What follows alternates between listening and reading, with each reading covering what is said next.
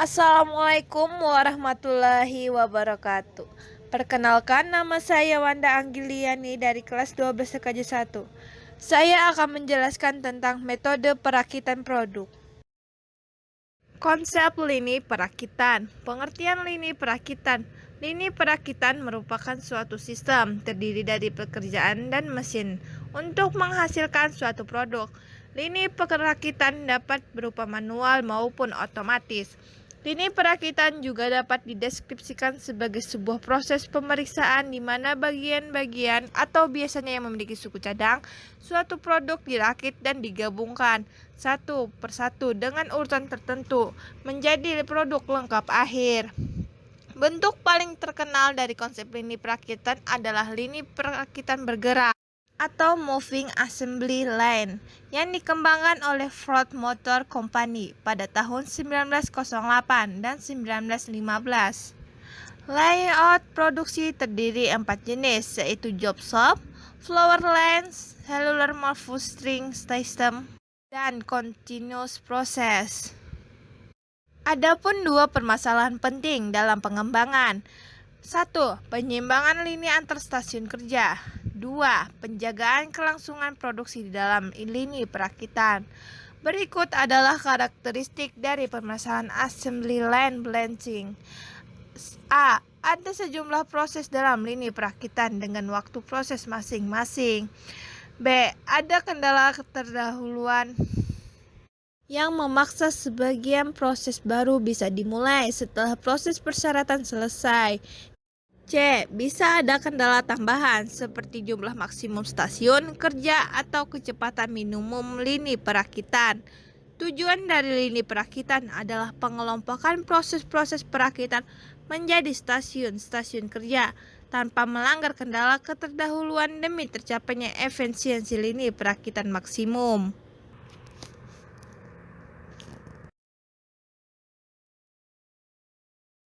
Adapun keunggulan dan kelemahan dari tata letak berdasarkan produk adalah sebagai berikut. Keunggulan tata letak ini adalah A. Ongkos penanganan material lebih rendah. B. Pekerjaan pada setiap mesin terspesialisasi bisa disederhanakan dan dikerjakan oleh karyawan yang keterampilan yang rendah dan murah. C. Pekerjaan bahan setengah jadi rendah. D. Pengendalian produksi lebih sederhana karena variasi produk rendah dan aliran bahasa sudah terdefinisi dengan jelas. Kelemahan tata letak produk cuma satu, yaitu ketidakfleksibelan. Konsep lini dalam tata letak berorientasi produk. Dalam tata berorientasi produk dikenal dua macam lini, yaitu perakitan dan lini pabrikasi. Lini pabrikasi merupakan lini produksi yang membuat komponen dan biasanya menggunakan mesin-mesin untuk membuat komponen tersebut. Sedangkan lini perakitan merupakan lini produksi di mana komponen akan dipabrikasi melalui kumpulan stasiun kerja yang biasanya terdiri dari tenaga kerja dan mesin yang sederhana.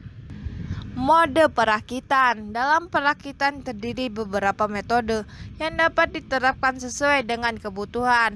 Metode-metode tersebut adalah A. Metode perakitan yang dapat ditukar-tukar. B.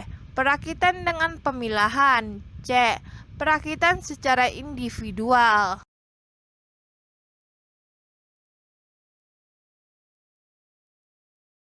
Jenis perakitan.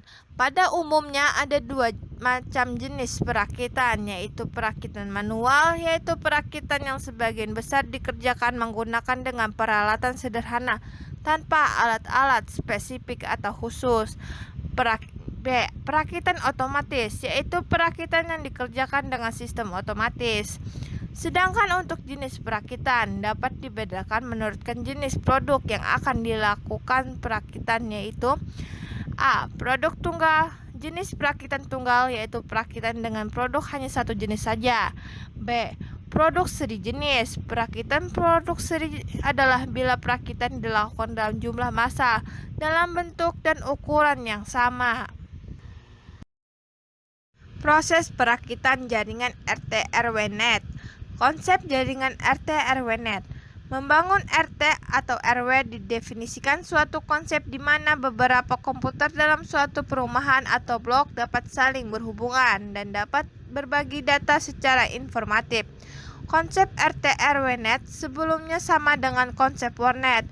Pemilik warnet akan membeli atau menyewa pulsa atau bandwidth dari penyedia internet atau ISP, Internet Service Provider.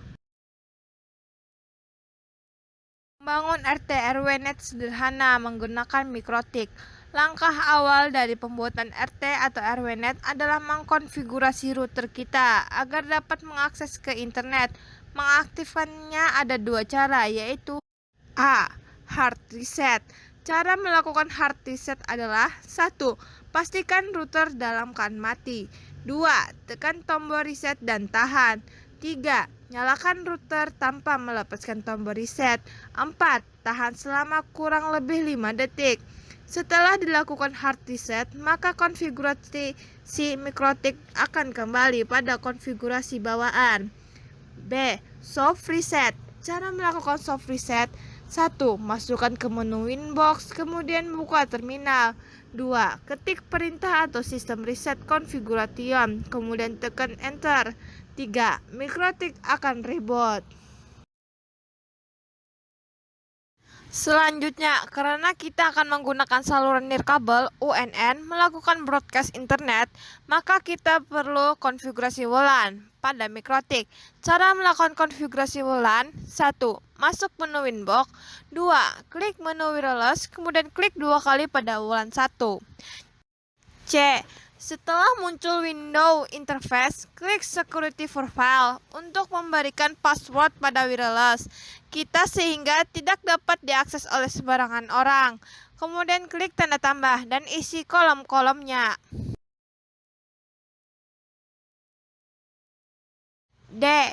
Klik tab wireless, kemudian klik tab interface. Klik 2 kali pada WLAN 1 dan isikan konfigurasi pada kolom-kolom berikut. 1. Mode App Break. 2. SSID. Isikan dengan nama yang kalian gunakan sebagai nama RT atau RW Net kalian. 3. Security Profile. Pilihlah security profile yang telah kita buat sebelumnya. Klik OK untuk menyimpan perubahan. Langkah berikutnya adalah memberikan IP address pada WLAN kita, sehingga jaringan kita dapat diakses oleh klien. Cara konfigurasi IP address pada WLAN: 1.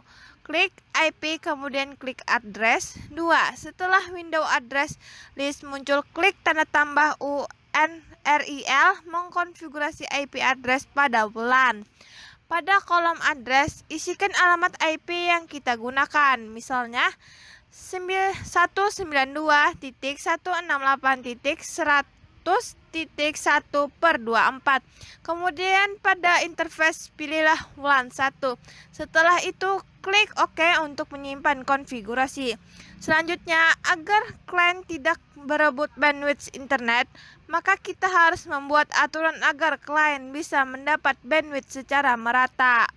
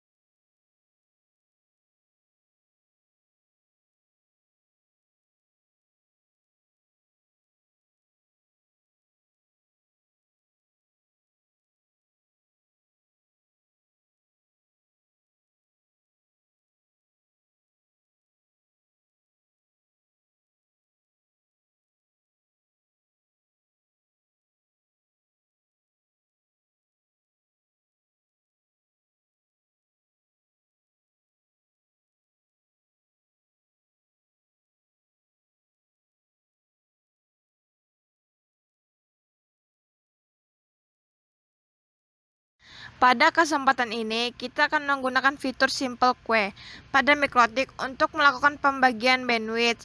Langkah konfigurasinya adalah sebagai berikut. 1. Buka Winbox dan klik Queue pada menu kiri sehingga muncul window Queue List. 2. Kemudian kita akan setting Queue Parent sebagai kontrol bandwidth yang akan kita bagikan ke klien pada Simple Queue tab. Klik tanda tambah, kemudian pada general isikan nama, target, dan maksimum limit upload dan download. Pada kolom max limit dapat kita isikan total bandwidth yang akan kita bagi ke klien.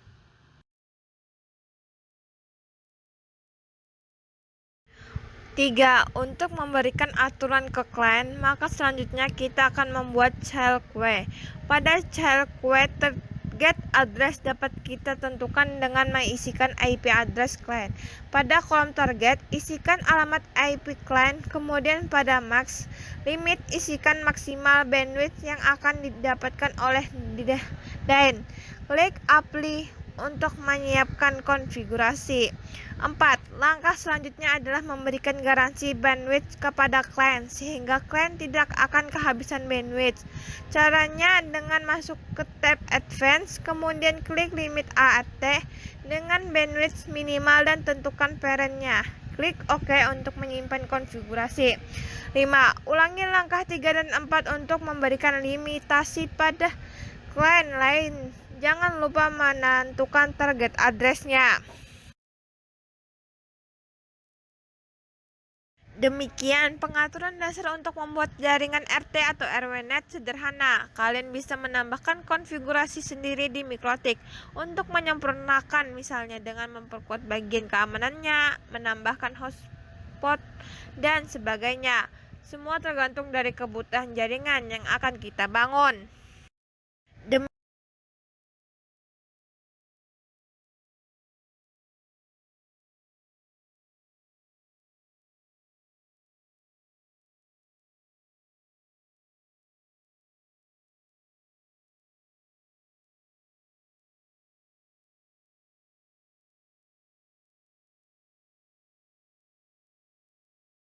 LAN balancing. Definisi LAN balancing. LAN balancing didefinisikan sebagai suatu analisis yang mencoba melakukan suatu perhitungan keseimbangan hasil produksi dengan membagi beban antar proses secara seimbang, sehingga tidak ada proses yang idle akibat terlalu lama menunggu keluarnya produk dari proses yang sebelumnya. LAN balancing merupakan penyeimbang penugasan elemen-elemen kerja dari suatu lintasan perakitan ke stasiun kerja untuk meminimumkan banyaknya stasiun kerja dan meminimumkan total harga idle time TM pada semua stasiun kerja untuk tingkat output tertentu. Konsep LAN balancing adalah bertujuan untuk meminimalkan total idle dalam proses produksi. Beagle tahun 1981. Tujuan umum penggabungan ini adalah untuk mendapatkan rasio delay atau idle atau menganggur yang serendah mungkin. Bedworth 1997. Berikut ini pengertian keseimbangan lini atau LAN balancing menurut dua orang berbeda, yaitu A. Keseimbangan merupakan kesamaan keluaran atau hasil atau keseluruhan produksi pada setiap urutan lintasan produksi oleh Buffa Ellwood 1983. B. Keseimbangan lini bertujuan untuk memperoleh suatu arus produksi yang lancar dalam rangka memperoleh utilitas yang tinggi atas fasilitas tenaga kerja dan peralatan penyeimbang waktu kerja antar stasiun kerja oleh Herjanto 1999.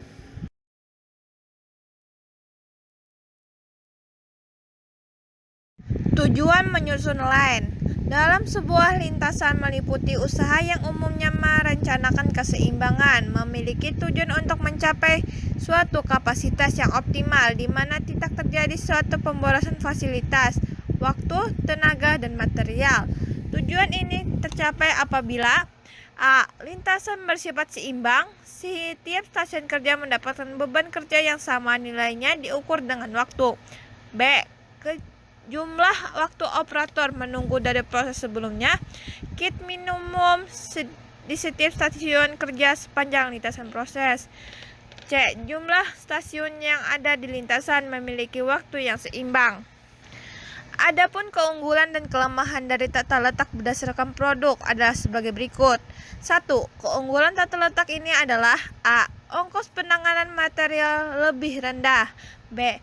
Pekerjaan pada setiap mesin terspesialisasi sehingga bisa disederhanakan dan dikerjakan oleh karyawan yang keterampilannya rendah dan murah. C. Persediaan bahan setengah jadi rendah. D. Pengendalian produksi lebih sederhana karena variasi produk rendah dan aliran bahan sudah terdefinisi dengan jelas. 2. Kelemahan tata letak produksi. A. Ketidakfleksibelan. B. Pekerjaan yang membosankan bagi pekerja. C. Investasi mahal pada mesin-mesin khusus. D. Kesaling bergantungan antar mesin pada suatu lintasan yang sangat tinggi.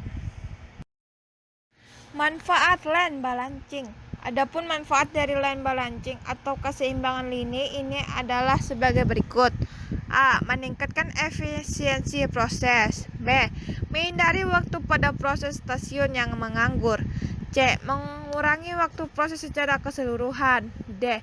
Meningkatkan rasio pencapaian target produksi increase. E. Meningkatkan profit. F. Mengurangi pemborosan dan biaya-biaya yang tidak diperlukan. Penggunaan line balancing.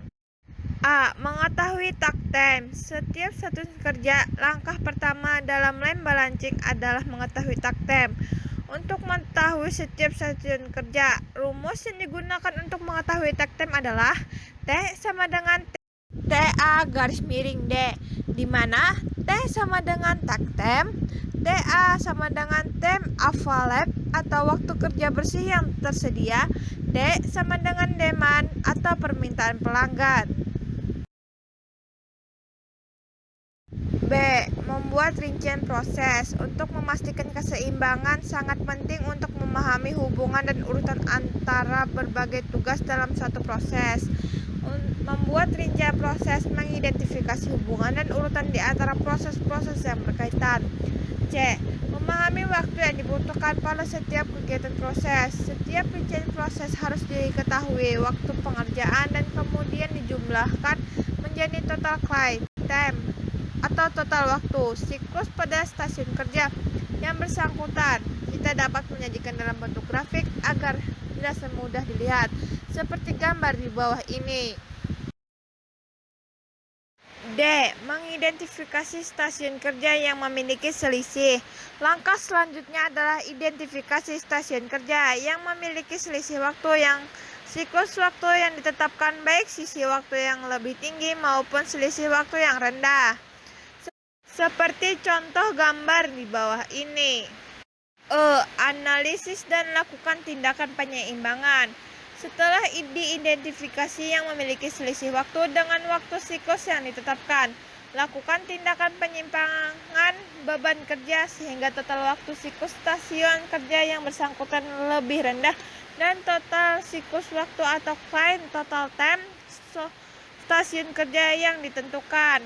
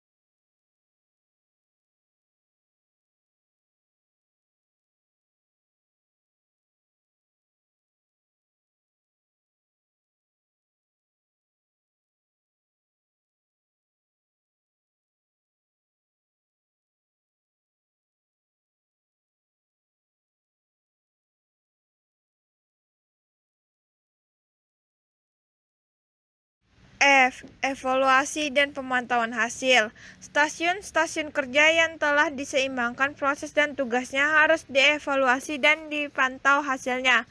Hasilnya dapat disajikan melalui grafik keseimbangan lini pada gambar di bawah ini. Masalah yang dihadapi dalam lintasan kritis. Berikut, ini adalah masalah-masalah utama yang sering kali dihadapi dalam lintasan produksi yang dikemukakan oleh Beagle 1952. A. Kendala sistem. Hal ini berkaitan erat dengan perawatan atau maintenance. B. Menyeimbangkan beban kerja dan beberapa stasiun kerja yang bertujuan untuk mencapai suatu efisien yang tinggi dan memenuhi rencana produksi yang telah dibuat. Adapun tanda-tanda ketidakseimbangan pada suatu lintasan produksi adalah sebagai berikut.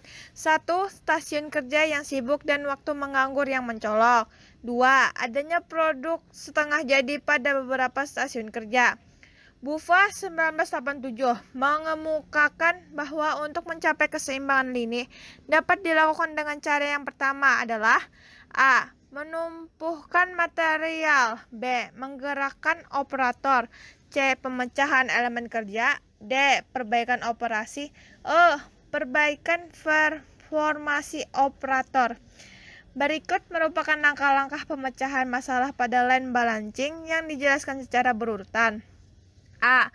Mengidentifikasi tugas-tugas individual atau aktivitas yang akan dilakukan. B.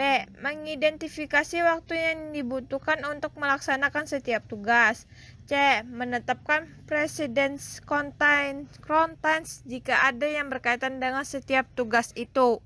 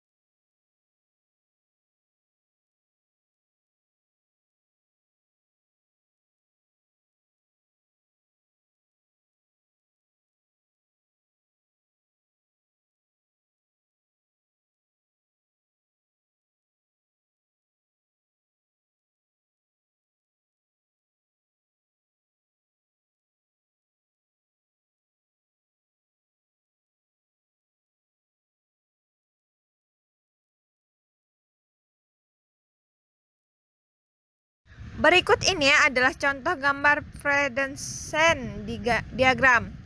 A. Menentukan output dari assembly line yang dibutuhkan. B. Menentukan waktu total yang tersedia untuk memproduksi output itu. C. Menghitung cycle time yang dibutuhkan, misalnya waktu di antara penyelesaian produk yang dibutuhkan untuk menyelesaikan output yang diinginkan dalam batas toleransi dari waktu atau batas waktu yang diizinkan. D. Memberikan tugas-tugas kepada pekerja dan mesin. E. Menetapkan minimum banyaknya stasiun kerja atau workstation yang dibutuhkan untuk memproduksi output yang diinginkan. F. Menilai efektivitas dan efisiensi dan resolusi.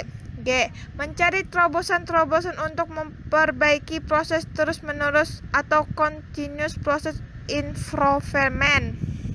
Metode pemecahan dalam line balancing. Metode pemecahan masalah dalam line balancing yaitu A. Metode heuristik. Metode yang berdasarkan pengalaman atau aturan-aturan empiris untuk memperoleh solusi yang lebih baik daripada solusi yang telah dicapai sebelumnya. Dimiyanti 1994. Metode adalah dan ilmu pengetahuan yang berhubungan dengan suatu penemuan.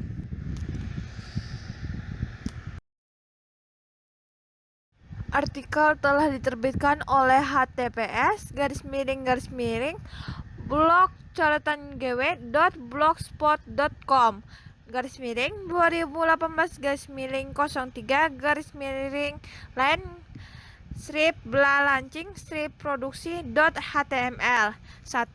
Rangkaian positional weight atau Hedges, Lone and Brand. 2. Clearbreaks and Wasted atau Region Approach. 3. Recondition Rule. B. Analisis atau matematis. Metode penggambaran dunia nyata melalui simbol-simbol matematis berupa persamaan dan pertindaksamaan atau Brand and Bones Method. C. Metode simulasi. Metode yang meniru tingkah laku sistem dengan mempelajari interaksi komponen-komponennya. Simulasi itu sendiri adalah duplikasi dari personal dalam kehidupan nyata dalam suatu model matematika yang biasanya dilakukan dengan memakai komputer. A. CALB. B. Albaca. C. COMSOL.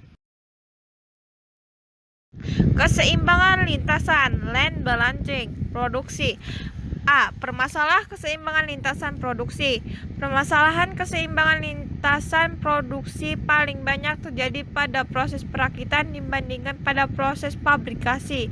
Pergerakan yang terus-menerus kemungkinan besar dicapai dengan operasi-operasi perakitan yang dibentuk secara manual, ketika beberapa operasi dapat dibagi dengan durasi waktu yang pendek. Semakin besar fleksibilitas dalam mengkombinasi beberapa tugas, maka semakin tinggi pula tingkat keseimbangan. Tingkat keseimbangan yang dapat dicapai dalam hal ini akan membuat aliran yang mulus dengan membuat utilisasi tenaga kerja dan perakitan yang tinggi.